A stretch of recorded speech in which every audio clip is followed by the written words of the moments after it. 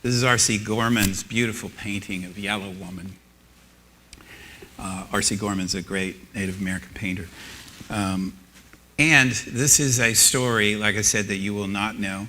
It comes out of Laguna Pueblo, and you're going to know it by the end. It's one of my favorite stories ever. I think I couldn't find a more perfect story for us to end our series tonight.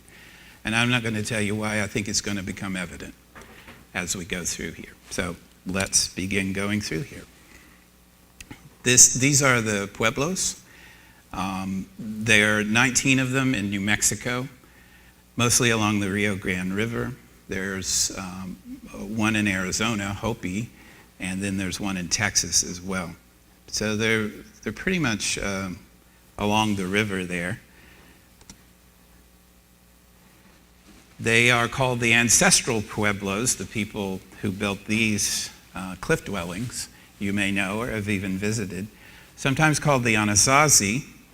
That is not the preferred term now, because that's a Navajo word that means enemy ancestor.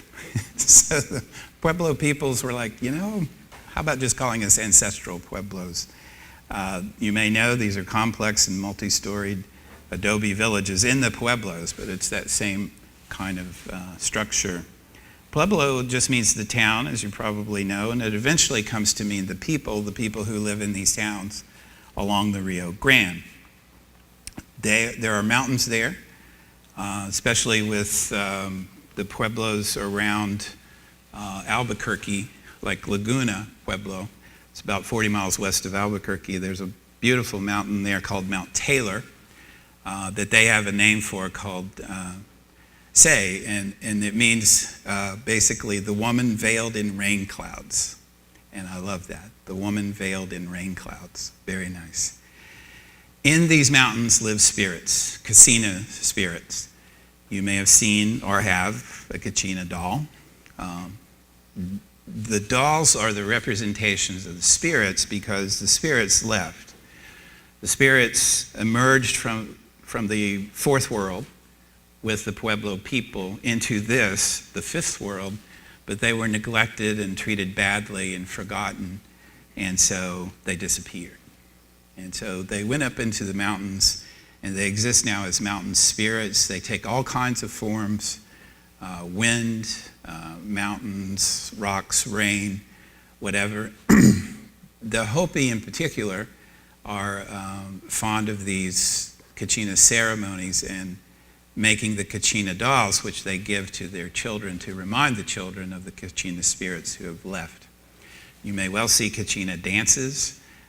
If you go to the Indian Pueblo Cultural Center in Albuquerque, they're absolutely marvelous. And the idea, again, is the spirits have come down to visit.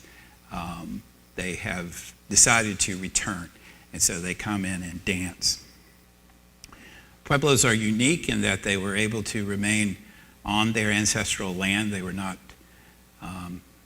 exiled like, say, the Cherokee or every one of the eastern tribes. They were not decimated, obliterated like many of the California tribes. And they were unique, and this may be related to that.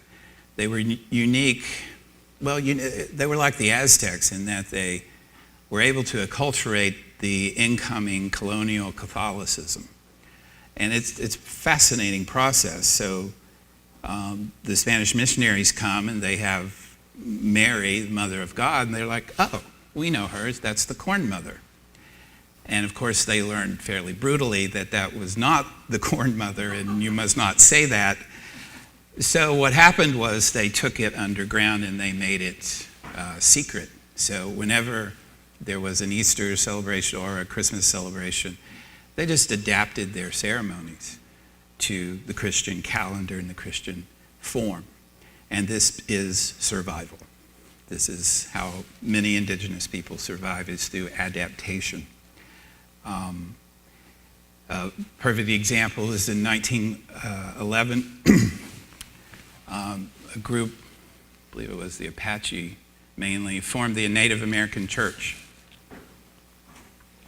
You heard about this? It's fascinating. Used peyote in place of the Eucharist. It was brilliant, right? Hey, we're a church. There's actually an interesting legal history associated with that, but we won't get into that tonight. Let's just say the Pueblos are especially adaptable. And you would have to be. If you've ever been to the Hopi Reservation, it's 3 mesas in northeastern Arizona, and you would never think human beings could live there. There's no water, apparently. It's high desert. There's there are no trees, few bushes. And yet it's the oldest continually inhabited city or village in America. So they've been there a long, long time. So I want to tell you some stories tonight, as I always do. But these stories will be a little different, if only because they come from the Pueblos. So the Pueblos and the Navajos live close together, and you're going to hear a lot about the Navajos tonight because they're adjacent and they mix. And in fact, there's a whole story about the Navajo feast day, about how some Navajos came into one of the Pueblo villages and stole some food, and the Pueblo men chased them down and said, "What are you doing?" And they're like, "We're just starving." And they're like, "Well, why didn't you ask? And we would have fed you." And so this was hundreds of years ago. And so now there is the Navajo feast day, where when a Navajo visits a Pueblo village, the Pueblo people in that village must feed him. This sounds nice. It's romantic. It is. It's lovely. It's cute. It's also brilliantly efficient because it's better to feed your enemy than to have him attack you for food, right? This is Native American culture. Well, it's one Navajo feast day, and there's this coyote on the mesa, and you know coyote, right? Watch out for coyote. He's very tricky. He's looking over the edge of the mesa, and he's so hungry. And he sees the Navajo feast being laid out, and he's like, "Oh man, that's incredible. There are the dancers. Oh, I wish I were down there with the dancers, but I'm stuck on this mesa. Oh, the food smells. I can just it's just wafting up the mesa. Oh, how do I get down off this mesa? I want to play with the dancers. I want to see the dancers. I want to eat. I want to just be part of the feast. Oh, it's so good." So he's like, "Okay, coyote always has an idea." That's one thing about coyote. And this coyote has an idea. And so he calls his cousins. "Ahoo, ahoo," he calls his cousins. They come running. And they say, "What's up, cousin?" He says, Listen to the music. Look at the dancers. Smell the food." They're like, "Oh, cousin, that food smells so good. The dancers look brilliant and wonderful. And oh, I wish we could get down there, but how can we?" And he said, "I have an idea. Let's make a coyote chain." And they're like, "What's a coyote chain?" And he said, "One coyote goes down, the other grabs his tail in his mouth, and you just keep doing that, and you've got a coyote chain." Coyote is never smart. He's tricky, but he's not always smart. So they're like, "Cousin, I don't know about this. This doesn't sound so good." He's like, "No, trust me. I've thought this out. I've been up here all by myself. This is going to work. Let's make a coyote chain." So they start. You don't like that, Karen? It's not going to work? You don't think it's going to work?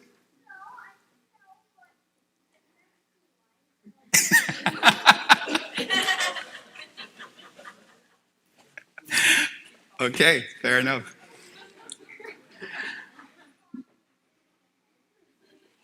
Of course.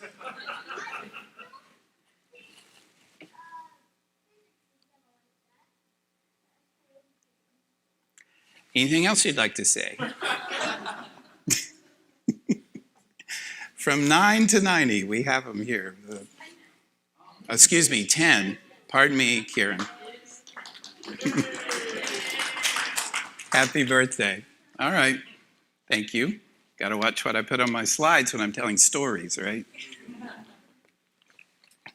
Do you know how the disaster happened? Listen to this, Kieran. So they got the coyote chain going. They're hanging off the mesa, and one of them in the middle farts. And the one behind him says, "Ew, who farted?" And he opens his mouth to say that, and they all fall down. That's the disaster. And I'm sorry, but they die. You know coyotes die, right? Let's not get into that. So they die, and it leaves a big pile of coyote bones. All right. This is Leslie Marmon Silko telling a coyote story in 1973 called Dosh. By the way, that's John A. Quick to See Smith. I love her work. If you're interested in Native American art, she's fantastic. Leslie Silko. For a poem dedicated to Simon Ortiz, who's her friend who lives on Acoma Pueblo.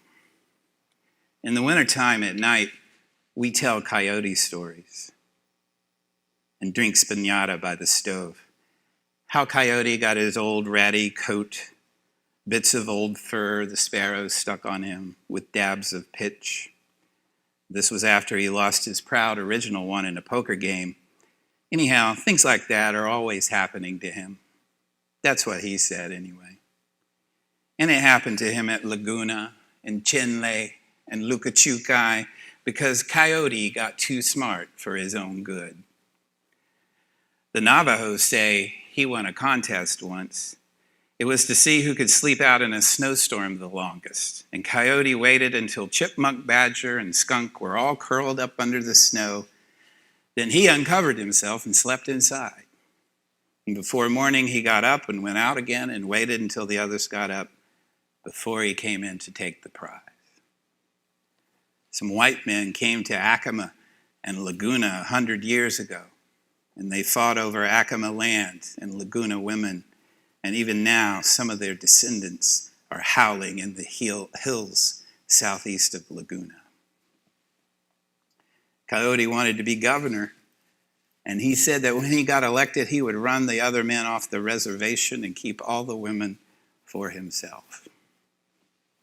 One year, politicians got fancy at Laguna. They went door to door with hams and turkeys, and they gave them to anyone who promised to vote for them. On election day, all the people stayed home and ate turkey and laughed. The Trans-Western Pipeline vice president came to discuss right-of-way. The Lagunas let him wait all day long because he is a busy and important man. And late in the afternoon, they told him, "Come back tomorrow." They were after the picnic food that the special dancers left down below the cliff.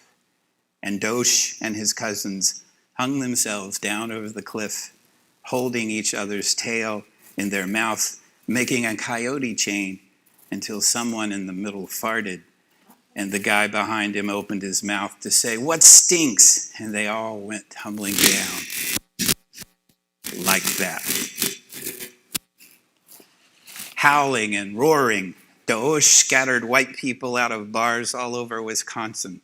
He bumped into them at the door until they said, "Excuse me." And the way Simon Ortiz meant it was like it was for 300 or 400 years. This is Leslie Marmon Silko. She's a poet, novelist, essayist.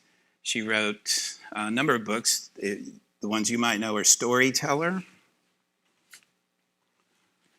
Ceremony is her most famous work, a novel. Almanac of the Dead, I've mentioned here before that I said don't read it. It's a 763-page indictment of the United States in novel form. Some of the darkest stuff I've ever read, and I love the dark stuff. She had a scholarship to law school at the University of New Mexico, spent about a semester there and said, "This is no way to get justice." Dropped out to tell stories. That's how you get justice, she thought. So she actually says she wrote Almanac of the Dead as a legal indictment, which is why it's 763 pages long. She is continuing the oral stories of the Laguna in print. We've talked about this so many times, that the stories we encounter were always oral. They were told in spoken word. They were told around campfires. They were told in the presence of each other. They were oral. They were much more dynamic and human than a story that exists in an object that's separate from you. That has distinct advantages, don't get me wrong. But the oral becomes the literate, and it changes the story, and it changes us. Leslie Silko is keeping those old stories alive, more than alive, you'll see, in print. How can she do this? That's one of the things you're going to see tonight. In Storyteller is a short story called Yellow Woman. All right? And that's the story I want to tell you tonight. And it begins like this. What whirlwind man told Kochi Ninako, Yellow Woman? I myself belong to the wind, and so it is we will travel swiftly this whole world with dust and windstorms. Whirlwind man, buffalo man, both Katsina spirits. The story begins, my thigh clung with his dampness. That's the opening line. Okay, so you know something's up. What happens is the narrator of this story is an unnamed woman who's a little lost because she's crossed the river. Be careful crossing rivers, because that's how you enter into other worlds. And and in fact, she goes down to the river to get water. She's doing a very ordinary domestic thing. And there are Yellow Woman stories throughout Pueblo mythology. She always has a water jar because she's down to the river to get water. And she always meets some kind of spirit, whirlwind man, buffalo man, something like that. And he says, come with me. And her answer is always, what will I do with my water jar? And he says, turn it upside down on the bank. Okay, there's some heavy symbolism there, right? This is the domestic life that you are leaving behind. In fact, you're turning it upside down. You're not going to need that anymore, right? So in this short story, again, this is a short story, she wakes up on the other side of the riverbank with this man. His name ends up being Silva. And she watches the sunrise alone, goes down to get her horse, and intends on returning to her pueblo, but she can't quite find it. That's a theme that runs throughout the story. She comes back to him, can't find her way home, and she says, wake up, I'm leaving. He says, you're coming with me, remember? Where? To my place. And will I come back? Yellow Woman, he said. Who are you? Last night you guessed my name, he says, and you knew why I had come. And she says, but I only said that you were him and that I was Yellow Woman. I'm not really her. I have my own name, and I come from the pueblo on the other side of the mesa. Your name is Silva, and you're a stranger I met by the river yesterday afternoon. Watch her try to ground herself in her old life. I'm not Yellow Woman. No, I'm from that pueblo over there. And your name is Silva, like you're an ordinary guy, right? He says, what happened yesterday has nothing to do with what you will do today, Yellow Woman. I know, that's what I'm saying, she says. The old stories about the Katsina spirit and Yellow Woman, that can't mean us. Come here, he said gently. She said, the narrator in the short story says, I was wondering if Yellow Woman had known who she was, if she knew that she would become a part of the stories. Maybe she'd had another name that her husband's relatives called her, so that only the Katsina from the north and the storytellers would know her as Yellow Woman. Okay, now she's got another name. Another name means another identity. She says to him, do you know the story? What story? He says. I don't have to go, she says. What they tell in the stories was real only back then, back in time immemorial, as they say. Let's go, he says. She says, the narrator now, not talking to Silva, I walked beside him, breathing hard because he walked fast, his hand around my wrist. I had stopped trying to pull away from him because his hand felt cool, and the sun was high, drying the riverbed into alkali. I will see someone, eventually I will see someone, and then I'll be certain that he's only a man, some man from nearby, and I'll be sure that I am not Yellow Woman. Because she's from the past, and I live now. I've been to school, and there are highways and pickup trucks, things that Yellow Woman never saw. They head to the north, into the mountains on horseback. I felt hungry and wondered what they were doing at home right now. My mother and my grandmother, my husband and the baby, cooking breakfast, saying, where did she go? Maybe she was kidnapped. And Al's the husband. How perfect is that? And Al going to the tribal police with details. She went walking along the river. She turns to Silva and says, have you brought women here before? He smiled and kept chewing his food. She says, do you always use the same tricks? What tricks? He said, like he didn't understand. The story about being a Katsina from the mountains, the story about Yellow Woman. Silva was silent. His face was calm. I don't believe it, she said. Those stories couldn't happen now. No. He shook his head and said softly, but someday they will talk about us, and they will say those two lived long ago when things like that happened. She looks out over the mountain looking for her home.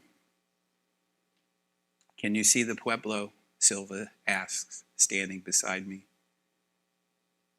No, we're too far. Yes, you are. You're too far. From here, he says, I can see the world. He stepped out onto the edge. The Texans have their ranches over there, starting with that valley, the Concho Valley. The Mexicans run some cattle over there too. Do you ever work for them? I steal from them. She says to the reader, I started wondering about this man who could speak the Pueblo language so well, but who lived on a mountain and rustled cattle. I decided he must be a Navajo, because Pueblo men didn't do things like that. You must be a Navajo. Silva shook his head gently. Little Yellow Woman, you never give up, do you? You must be a Navajo, yes. The narrator awakens the next morning in Silva's house. She thinks of her family, whom she imagines will report her, and she reflects on her old grandfather, who's no longer with them, but he would have loved this story, she thinks, because he loved the Yellow Woman stories. And he says, Yellow women usually come home. They almost always do. And she says to the reader, you know, there are enough of them to handle things. My mother and grandmother will raise the baby like they raised me. Al will find someone else, and they'll go on like before, except that there will be this story about the day I disappeared while I was walking along the river. She decides to return home and walks off, but ends up back at Silva's house. And when she sees the house, she remembers that she meant to go home. Quote, but that didn't seem important anymore, unquote. Silva has killed a beef cow, and he's dressing the carcass, and he asked her to go to Marquez with him to sell the meat. As they're riding toward Marquez, a fat white rancher comes up the trail and meets them and accuses Silva of rustling the cattle. And Silva tells the narrator to ride back up the mountain. He tells Yellow Woman, go back to the mountain. And she tries to go up the difficult trail. She makes it with some difficulty. She hears 4 shots and decides that Silva has shot the rancher. And instead of continuing up toward Silva's house, she rides into the valley and homeward, near the place by the river where she first encountered this man.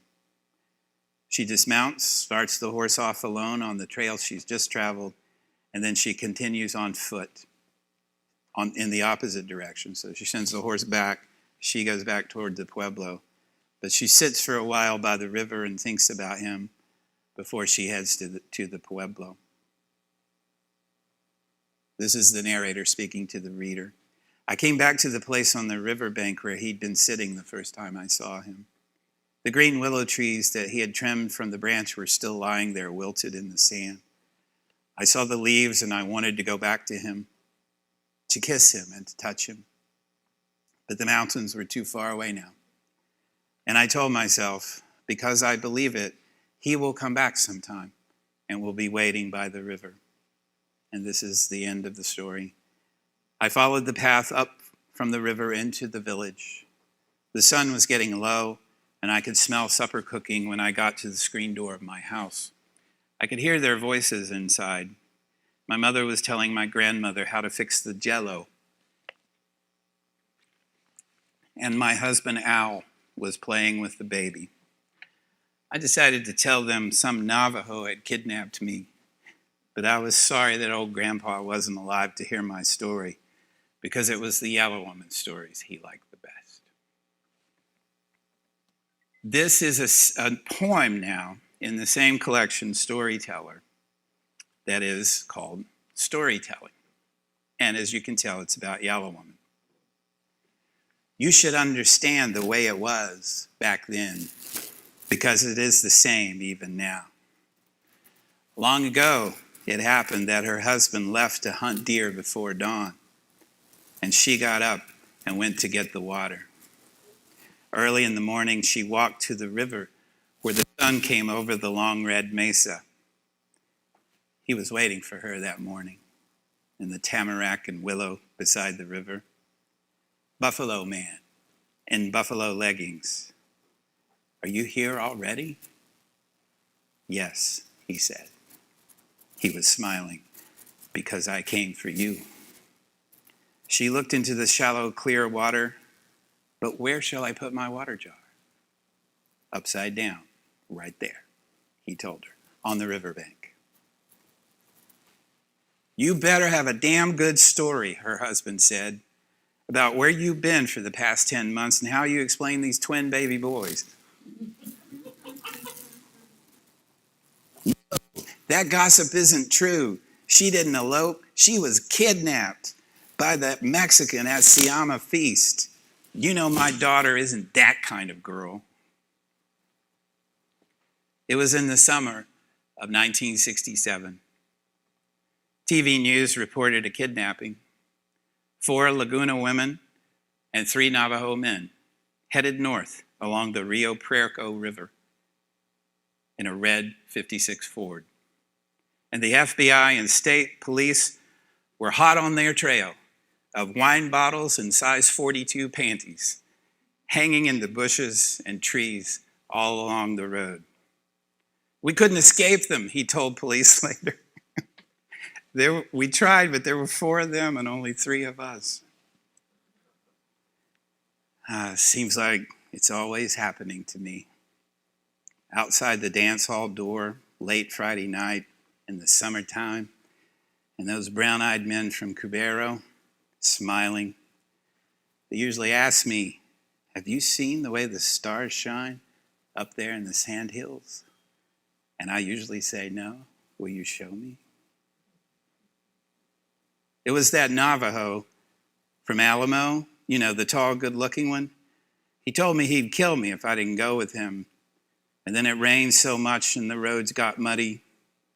That's why it took me so long to get back home. My husband left after he heard the story and moved back in with his mother. It was my fault, and I don't blame him either. I could have told the story better than I did. And now I want to tell you another story. Do you remember the coyote story? Where we left that story? Bones at the bottom of the mesa. Well, Silko has another poem in the book called Skeleton Fixer. And I want you to pay attention to the first voice here. And then I want you to think about stories as we've been discussing them for 10 weeks now. What happened here? She asked. Who asked? What happened here? She asked. Some kind of accident? Words like bones. Words like bones scattered all over that place. Old Man Badger, he traveled from place to place searching for skeleton bones. There was something only he could do with them. On the smooth sand, Old Man Badger started laying out the bone. It was a great puzzle for him. He started with the toes. He loved their curve, like a new moon, like a whisker hair. Without thinking, he knew their direction, laying each toe bone to walk east. I know it must have been this way. Yes, he talked to himself as he worked. He strung the spine bones as beautiful as any shell necklace. The leg bones were running so fast that dust from the ankle joints surrounded the wind. Oh, poor dear one who left your bones here. I wonder who you are. Old Skeleton Fixer spoke to the bones, because things don't die. They fall to pieces, maybe.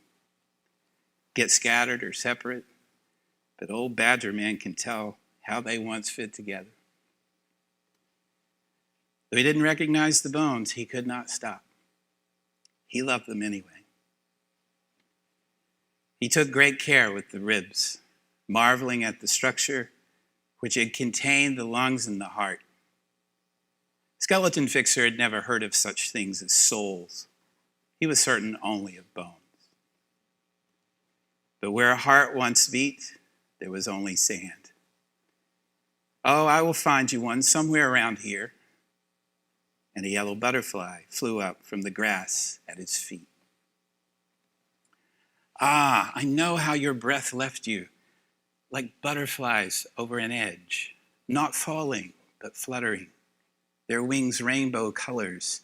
Wherever they are, your heart will be. He worked all day. He was so careful with this one. It felt like the most special of all. Old Man Badger didn't stop until the last spine bone was arranged at the base of the tail. Amu, my dear one, these words are bones. He repeated this 4 times. Pa, pa, pa, pa. Pa, pa, pa, pa. Pa, pa, pa, pa. Pa, pa, pa, pa. An old coyote woman jumped up and took off running. She never even said thanks.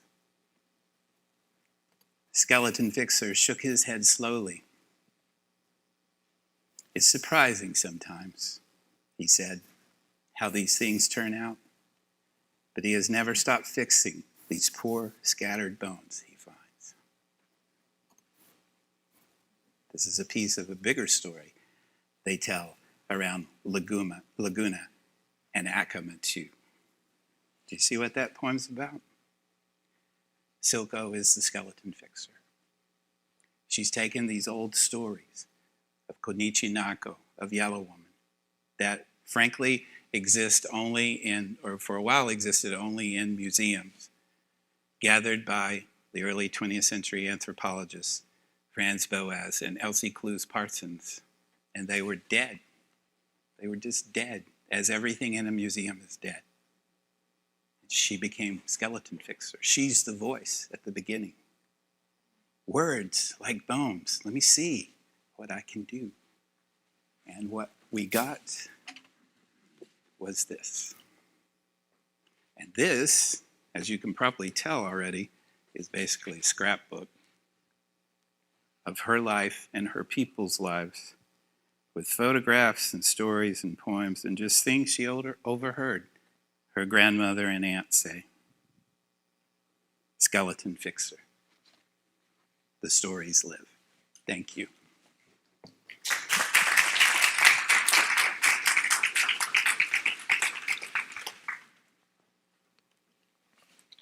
All right. I love, love, love that story. So much to think about here. Crossing the river. It's a woman who's the hero in this story.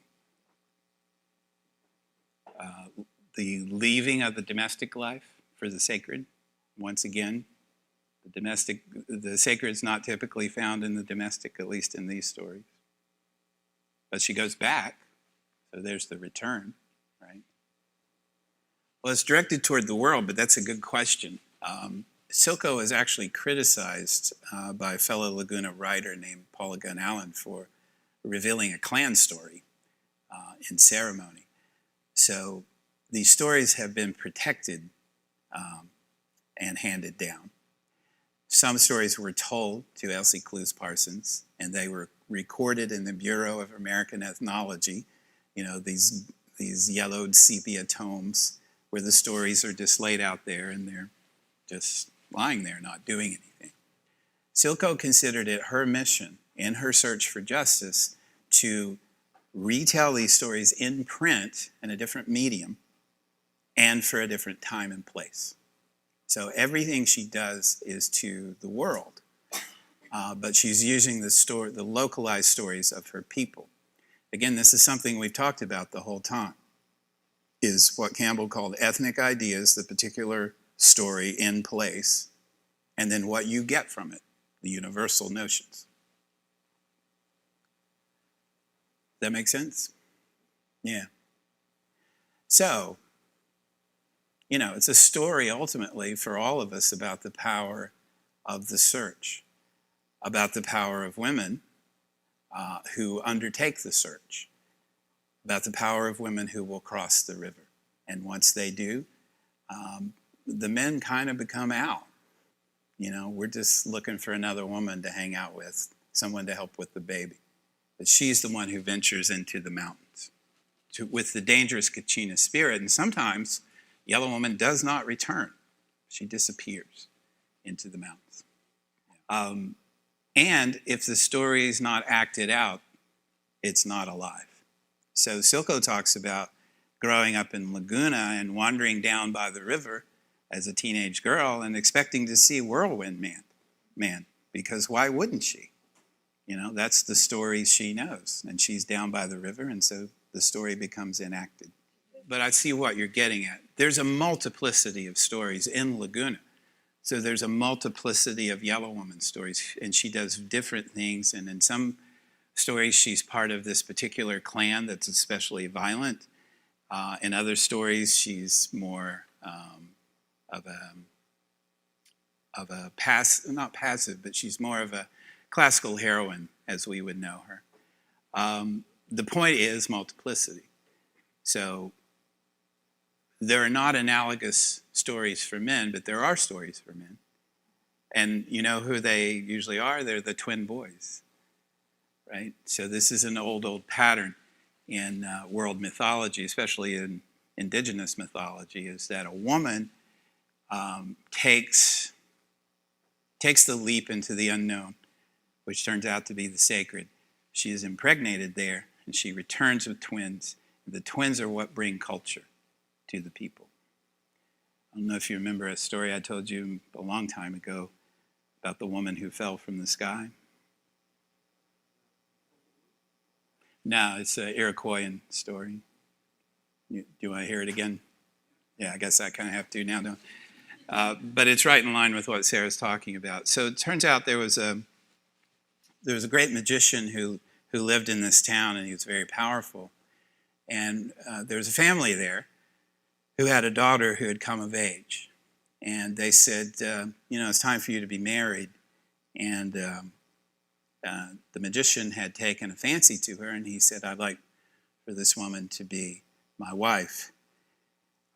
And they said, well, I don't know if she should be the wife of a magician. And he said, well, you have a good point. I am a magician. I am pretty awesome. Let's put her through some tests. Right? We know this story, right? How many tests are there? There are always 3 tests. Except with Psyche, there's kind of a 4th one, but that's okay. So yes, she goes through these 3 tests, and they're oddly similar to Psyche's tests, by the way. Or maybe Psyche's is similar to this one. She has to separate, she has to husk corn, boil it. She has to boil it naked so that the corn pops out on her and the mush burns her. And it's tons and tons of corn. And then in the very end, the magician calls his wild beasts in, these mountain lions and pumas and such.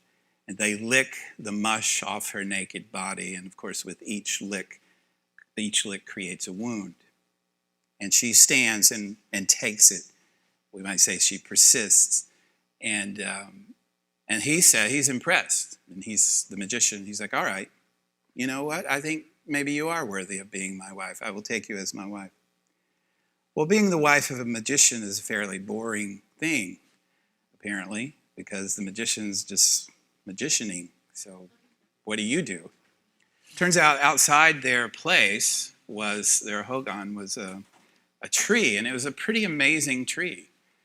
And so the woman ended up spending a lot of time under this tree. It was incredible. It's like had these leaves that caught the light and refracted it, and when the breeze blew, there was a sound, almost like voices coming from the tree, a beautiful chorus of voices. And she just spent her days out there under that tree.